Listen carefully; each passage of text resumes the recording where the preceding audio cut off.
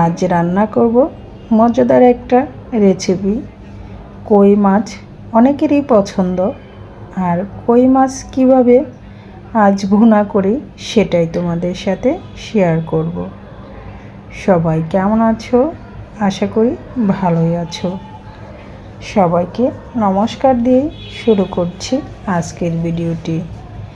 এখানে নিয়েছি কই মাছ, হলুদ মরিচ লবণ দিয়ে মেখে কই মাছগুলোকে কড়া করে ভেজে নেব।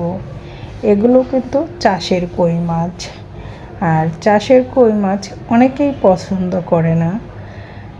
তবে চাষের কই মাছ আমি যেভাবে রান্না করতেছি এভাবে রান্না করলে যারা পছন্দ করে না তারাও হাত চেটেপুটে খাবে। কই মাছগুলো একটু কড়া করে ভেজে নিতে হবে, তাহলে কিন্তু মাছগুলো খেতে অনেক ভালো লাগবে। আমি সবগুলো কই মাছই উল্টিয়ে পাল্টিয়ে একটু কড়া করে ভেজে চুলা থেকে নামিয়ে নিব। আজ কই মাছ দিয়ে সাথে ফ্রোজেন টমেটো দিয়ে ভুনা করব। কিভাবে করি ফ্রোজেন টমেটো দিয়ে সেটাই তোমাদের সাথে শেয়ার করব। সবগুলো মাছই ভেজে চুলা থেকে নামিয়ে নিয়েছি। ওই অবশিষ্ট তেলে দিয়ে দিচ্ছি গোটা জিরা, তেজপাতা,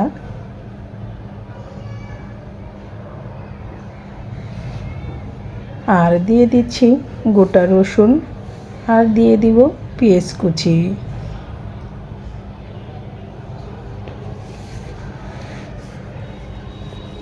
রসুনটা হালকা একটু ভেজে নিয়ে তারপরে পেঁয়াজ কুচিগুলো দিয়ে দিলাম।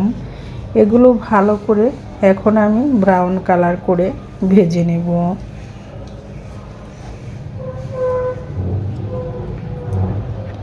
পেঁয়াজটা যতটা ভালো করে ভাজা হবে এই ভুনাটা খেতে ঠিক ততটাই সুস্বাদু লাগবে। আর পেঁয়াজটা যদি একটু ভালো করে ভেজে যে কোনো মাছ ভুনা করা যায়, খেতে কিন্তু দারুণ লাগে। আমি পেঁয়াজগুলো নেড়ে চেড়ে এভাবে একটু ব্রাউন কালার করে ভেজে নিচ্ছি। এভাবে ব্রাউন কালার করে ভেজে নিলে পেঁয়াজগুলোও কিন্তু নরম এবং গলে যায়। এখন ডিপ ফ্রিজ থেকে আমি সরাসরি বের করে ফ্রোজেন টমেটোগুলো দিয়ে দিলাম। এখন এই ফ্রোজেন টমেটো পেঁয়াজের সাথে ভালো করে ভেজে নেব। টমেটো যখন পেঁয়াজের সাথে এভাবে ভালো করে ভাজা হয়ে যাবে তখন এখানে দিয়ে দিব বাকি মশলাগুলো। আর কি কি মশলা দিচ্ছি সেটাও তোমাদের সাথে শেয়ার করব।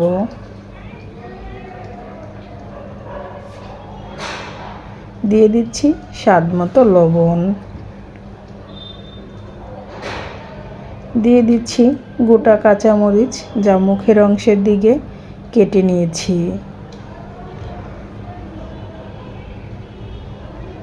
আমি টমেটোগুলো একটু খুন্তির সাহায্যে ভেঙে দিচ্ছি, কারণ আমি টমেটোগুলো একদম ভেঙে এর সাথে মিশিয়ে রান্না করব। টমেটোগুলো কিন্তু গলে গিয়েছে, দেখতেই পাচ্ছ কালারটা কতটা সুন্দর হয়েছে।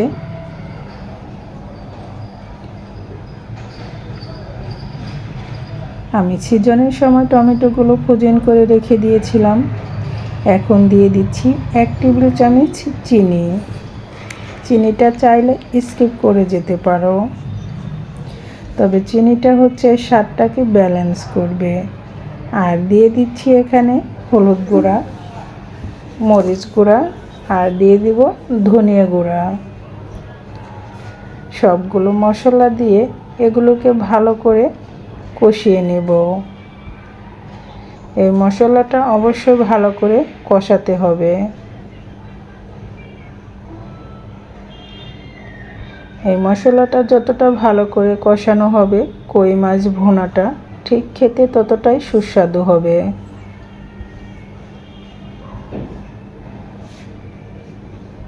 মশলাটা যখন কষানো হয়ে যাবে তখন এখানে ভেজে রাখা কই মাছগুলো দিয়ে আবার 1 থেকে 2 মিনিটের মতো মাছগুলোর সাথে কষিয়ে নিতে হবে।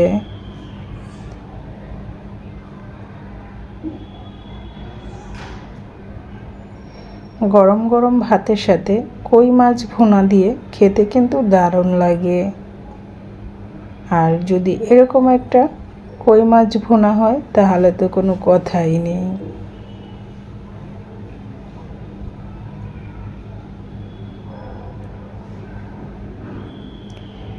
যখন কষানো হয়ে যাবে তখন আবার এখানে পরিমাণ মতো ঝোল দিয়ে দিব। আমি খুব বেশি ঝোল দেব না, অল্প পরিমাণ ঝোল দেব, এবং যতটুকু ঝোল দেব ততটুকু আবার কিন্তু শুকিয়েও নেব। এভাবে মশলার সাথে কই মাছগুলো একটু কষিয়ে নিতে হবে।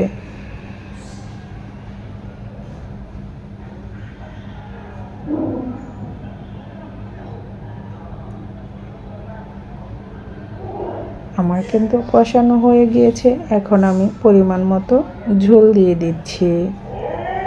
আমি যতটুকু ঝোল দিয়েছি ঠিক ততটুকু হালকা রেখে শুকিয়ে নেব।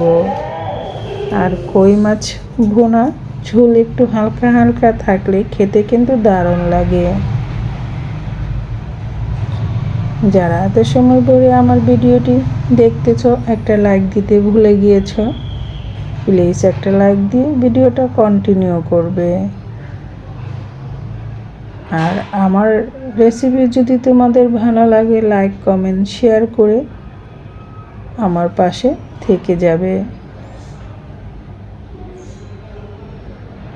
দেখতেই পাচ্ছ বন্ধুরা, কই মাছ ভুনার কালারটা কতটা সুন্দর হয়েছে।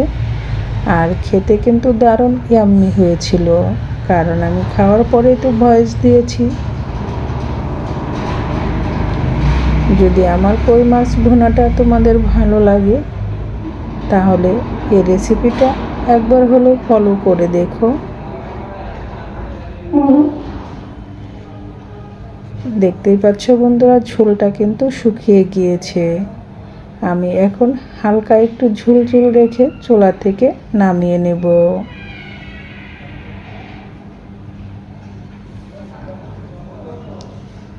কেমন হলো আজ আমার কই মাছ ভুনা অবশ্যই কমেন্টস করে জানাবে।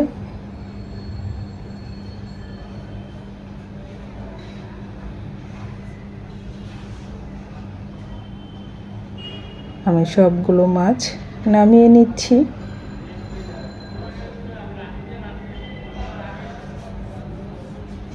সবাই ভালো থেকো, সুস্থ থেকো। আবার দেখা হবে নতুন ভিডিও, নতুন রেসিপিতে। আর যারা এত সময় ধরে আমার ভিডিওটি ফলো ওয়াচ করলে তাদের সবাইকে অনেক অনেক ধন্যবাদ ও ভালোবাসা। সবার সুস্থতা কামনা করে আজকের মতো ভিডিওটি এখানেই শেষ করছি। আবার আসবো তোমাদের মাঝে নতুন ভিডিও নিয়ে, নতুন রেসিপি। সবাইকে টাটা।